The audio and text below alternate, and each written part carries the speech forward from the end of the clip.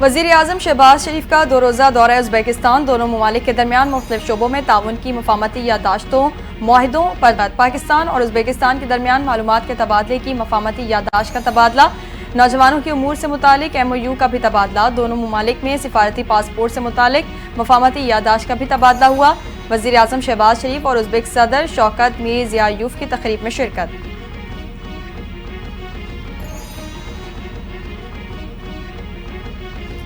दौरे उज़्बेकिस्तान में बेहतरीन मेज़बानी पर मशकूर हूँ। पाकिस्तान और उज़्बेकिस्तान के दरमियान मजबूत और रवाबित कायम हैं। दोनों मुल्कों के दरमियान ताल्लुकात दुरुस्त सम्त में आगे बढ़ रहे हैं। बेहतरीन ताल्लुकात को तिजारती और सरमायाकारी ताल्लुकात में बदलने जा रहे हैं। वज़ीर-ए-आज़म शहबाज शरीफ की मुश्तरका प्रेस कॉन्फ्रेंस। उज़्बेक सदर ने कहा, वज़ीर-ए-आज़म शहबाज शरीफ को खुश आमदीद कहते हैं। रोशन मुस्तकबिल के लिए दोनों मुल्कों की गुफ्तगू और मुआहिदे बहुत अहम हैं। दो तरफा तिजारती हजम को $2 अरब तक लेकर जाएंगे। मुस्तफ़ा आमिर कत्ल केस में अहम पेशरफ्त। मुलजिम शिराज हुसैन की इंटेरोगेशन रिपोर्ट को प्रोसिक्यूशन फाइल का हिस्सा बना दिया गया। मुलजिम शिराज का इंटेरोगेशन रिपोर्ट में कत्ल का एतराफ़। इंटेरोगेशन रिपोर्ट के मुताबिक तीनों ने वीडियो का नशा किया। नशे के बाद अरमगान और मुस्तफ़ा में बहस हुई। अरमगान ने मुस्तफ़ा को मारना शुरू कर दिया। घुटनों और सर पर चोट की वजह से मुस्तफ़ा जख्मी हुआ। मुस्तफ़ा को इसी की गाड़ी की डिग्गी में डालकर बलूचिस्तान ले गए, जहाँ पेट्रोल छिड़क कर आग लगा दी। मुस्तफ़ा कत्ल केस के मुलजिम अरमगान के खिलाफ मुनशियात के 2 मुकदमात की समाअत। एक मुकदमे का चालान 6 साल बाद पेश। अदालत का मुलजिम को 18 मार्च को बजरिया वीडियो लिंक पेश करने का हुक्म। चालान में बताया गया, 30 अप्रैल 2019 को गैर मुल्की कोरियर से अरमगान के नाम पर पार्सल आया। पार्सल को मशकूक समझकर खोला गया तो वीट बरामद हुई। मुलजिम ने पार्सल अपने और वालिद के नाम पर मंगवाए थे। दीगर शरीक मुलजिमान में अब्दुल गफ्फार और एहतशाम अहमद भी शामिल।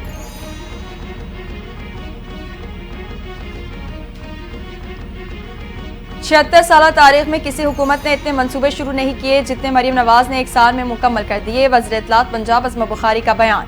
कहा, पंजाब हुकूमत ने 1 साल में कामयाबियों के रिकॉर्ड कायम किए।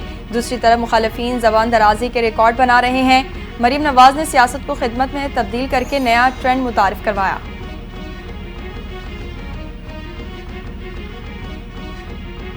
हम सियासी तौर पर किसी को भी निशाना बनाने के हामी नहीं। पाकिस्तान को मुख्तलिफ चैलेंजेस का सामना है। पीपल्स पार्टी जमहूरियत पर यकीन रखती है। चेयरमैन पीपल्स पार्टी बिलावल भुट्टो जरदारी की गुफ्तगू। कहा, पाकिस्तान में जमहूरियत मजबूत नहीं, दीगर ममालिक को भी जमहूरियत से मुतालिक चैलेंजेस का सामना है।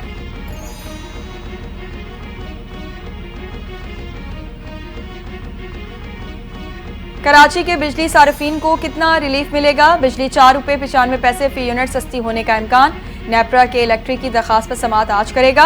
मंजूरी की सूरत में सार्फिन को ₹4 अरब 94 करोड़ रुपए का रिलीफ मिलेगा।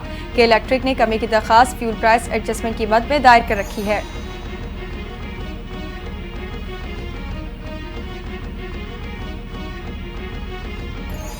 सात ममालिक से 48 घंटों में मजीद 60 पाकिस्तानी बेदखल। सऊदी अरब से ब्लैक लिस्ट 7, जायदुल मियाद क़याम पर 3 और कॉन्ट्रैक्ट की खिलाफ वर्जी पर 12 पाकिस्तानी बेदखल। ओमान पहुंचने वाले 4 पाकिस्तानियों को अखराजात की रकम कम होने पर वापस भेजा गया। इराक में जायद क़याम और पासपोर्ट गुम होने पर 9 पाकिस्तानी बेदखल हुए। अमारात में इमिग्रेशन इनकार और पासपोर्ट गुम होने पर 2 और 12 सजा याफ्ता डिपोर्ट हुए।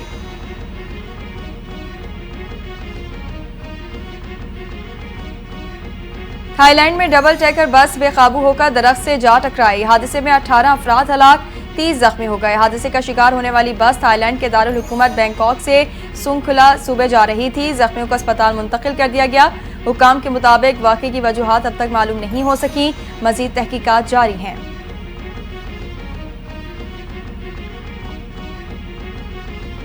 और गजा जंग बंदी मुआहदे पर रुकावट खत्म। इसराइल 600 फलस्तीनी कैदी रिहा करने पर तैयार हो गया। हमास 4 इसराइली मुग़वियों की लाशें इसराइल के हवाले करेगा। इसराइली मीडिया की भी जंग बंदी डील होने की तस्दीक। फलस्तीनी कैदियों की आज रिहाई का इम्कान।